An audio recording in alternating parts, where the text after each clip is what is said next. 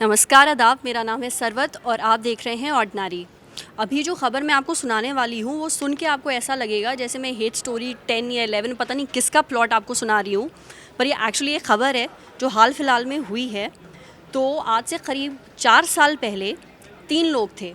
रेशमा, ये इनका असली नाम नहीं है, इस वीडियो में हमने उनका नाम रेशमा रखा है, असली नाम इनका कुछ और है। इसराफिल और रहीम, ये तीनों पहली बार एक ट्रेन में मिले। ये ट्रेन बिहार की तरफ जा रही थी। इसराफिल और रहीम दोनों बिहार की रहने वाले हैं, एक छोटे से गांव में रहते थे। इस ट्रेन जर्नी में पहली बार इन तीनों की मुलाकात हुई, आपसी बातचीत शुरू हो गई, तीनों ने अपना नंबर एक दूसरे को दिया। उसके बाद क्या हुआ कि इसराफिल जो है वो नोएडा आ गया। नोएडा में वो ऑटो ड्राइवर का काम करने लगा और रेशमा भी नोएडा में ही रहती थी, वो लोगों के घरों में जाके काम करती थी। रहीम इस दौरान बिहार में ही था। तो हुआ क्या कि इसराफिल और रेशमा के बीच में रिलेशनशिप स्टार्ट हो गई, उनके सेक्सुअल रिलेशनशिप भी थे। आज से 2 साल पहले इसराफिल ने किसी और से शादी कर ली। इस पॉइंट तक आते आते रेशमा इसराफिल के साथ रिलेशनशिप नहीं रखना चाहती थी। वो चाहती थी कि भैया उसकी शादी हो गई है तो अपना रिलेशनशिप तोड़ दे उससे, बट इसराफिल ने उसे ऐसा करने नहीं दिया। उसने रेशमा पे ज़ोर बनाया कि शादी के बाद भी वो उससे मिलती रहे, उनकी दोस्ती बरकरार रहे। बहुत टाइम तक ऐसा चलता रहा। उस दौरान क्या हुआ कि रेशमा और रहीम, जो कि बिहार में था, इनकी भी बातचीत शुरू हो गई। इनकी दोस्ती तो पहले से ही थी। ये दोनों रिलेशनशिप में आ गए, पर इसराफिल जो था वो रेशमा को छोड़ने के लिए तैयार नहीं था। एक बार क्या हुआ कि रेशमा ने जब उसको ये बात बोली कि तुम्हारी शादी हो गई है, अब तो मुझे छोड़ दो, अब मैं रहीम के साथ हूँ, तो उसने रेशमा को ब्लैकमेल किया और ये धमकी दी कि अगर तुमने मुझे छोड़ा या मुझसे ब्रेकअप किया तो फिर मैं रहीम को सब कुछ सच सच बता दूंगा। रेशमा डर गई।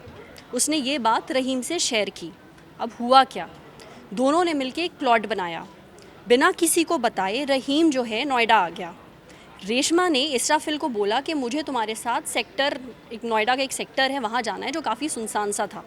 उसकी ऑटो में बैठ करके दोनों वहाँ जाने लगे। जब वो उस सिक्लूडेड से स्पॉट पे पहुँचे जहाँ पे कोई भी नहीं था, रेशमा ने बोला इसराफिल से कि मुझे तुम्हारे साथ सेक्स करना है। और उसने क्या किया, उसने इसराफिल की आँखों पर पट्टी बांध दी, थोड़ा किंकी बनाने के लिए उसको। इसराफिल को लालच आई, उसने बोला ठीक है। उसने अपनी आँखें बांधने दी उसको, रेशमा को। कुछ टाइम बाद रेशमा ने एक चाकू निकाला और इसराफिल की गर्दन पे रेत दिया, उसका गला काट दिया।